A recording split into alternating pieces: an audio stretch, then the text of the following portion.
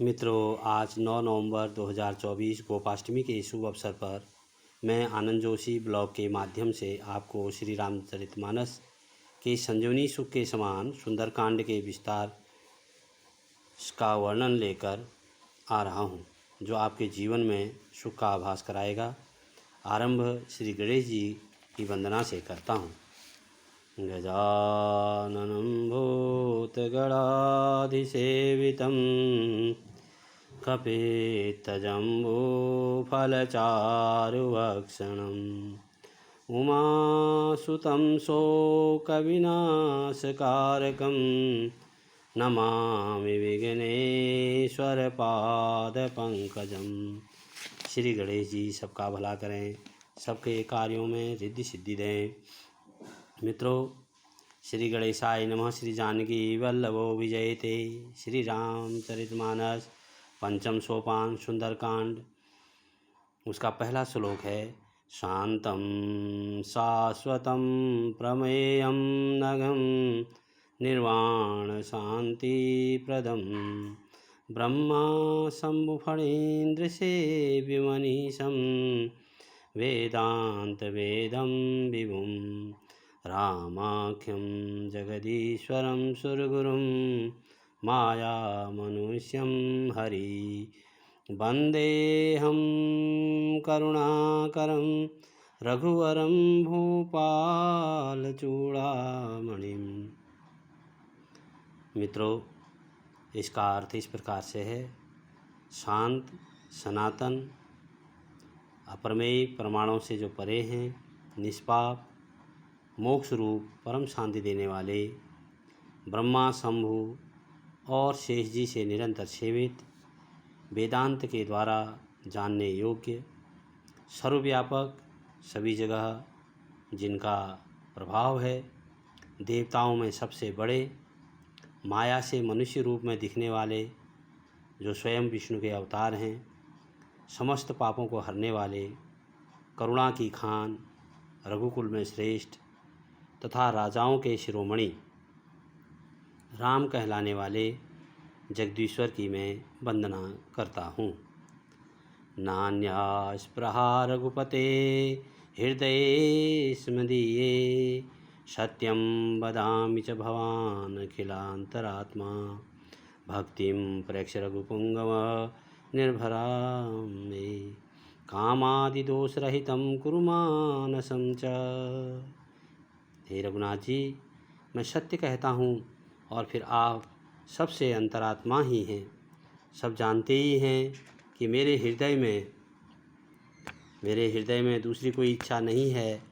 हे रघुकुल श्रेष्ठ, मुझे अपनी निर्भरा अर्थात पूर्ण भक्ति दीजिए और मेरे मन को काम आदि दोषों से रहित कीजिए। तीसरा श्लोक है श्री रामचरितमानस में सुंदरकांड का।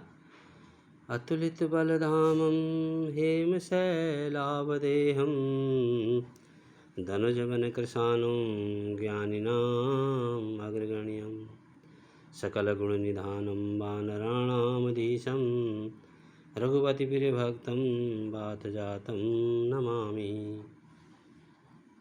इसमें श्री हनुमान जी के अतुलित बल का, शारीरिक बल का और उनके ज्ञानी होने का प्रमाण दिया गया है।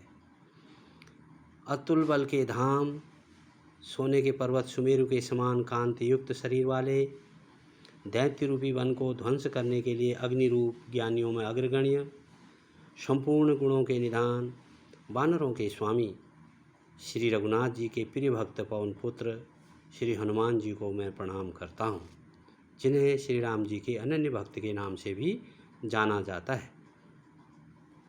जामवंत के बचन सुहाए सुनि हनुमंत हृदय अति भाए तब लगी मोहि परिखेहु तुम भाई सही दुख कंद मूल फल खाई।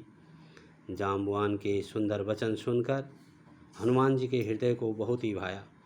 वे बोले, हे भाई, तुम लोग दुख सहकर, कंदमूल फल खाकर तब तक मेरी राह देखना। कब तक?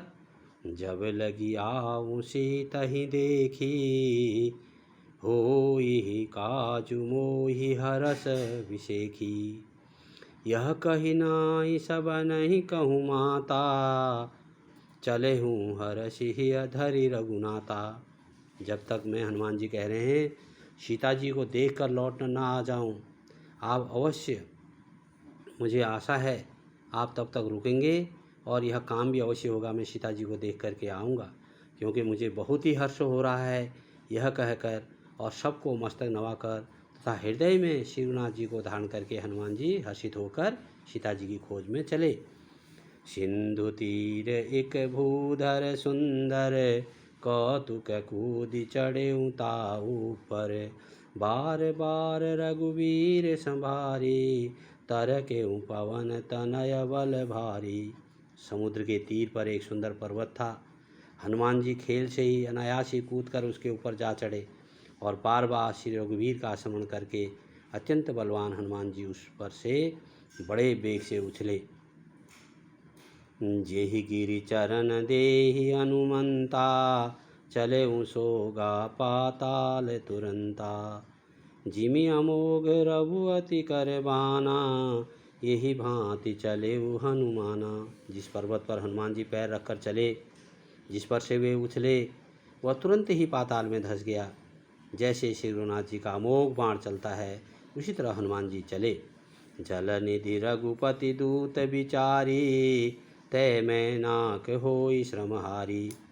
समुद्र ने उन्हें श्री रघुनाथ जी का दूत समझकर मैनाक पर्वत से कहा कि हे मैनाक, तू इनकी थकावट दूर करने वाला हो, अर्थात अपने ऊपर इन्हें विश्राम दे। मित्रों, हनुमान ते ही परसा कर पुनि किन प्रणाम, राम काजु कीने बिनु मोहि कहाँ विश्राम। हनुमान जी ने उसे हाथ से छू दिया, फिर प्रणाम करके कहा, भाई श्री रामचंद्र जी का काम किए बिना मुझे विश्राम कहाँ। मित्रों, आज यहीं तक हम इसका वर्णन करते हैं, यहीं तक हम इसकी कथा का श्रवण करते हैं। अगले ब्लॉग में फिर आपसे मुलाकात होगी। धन्यवाद।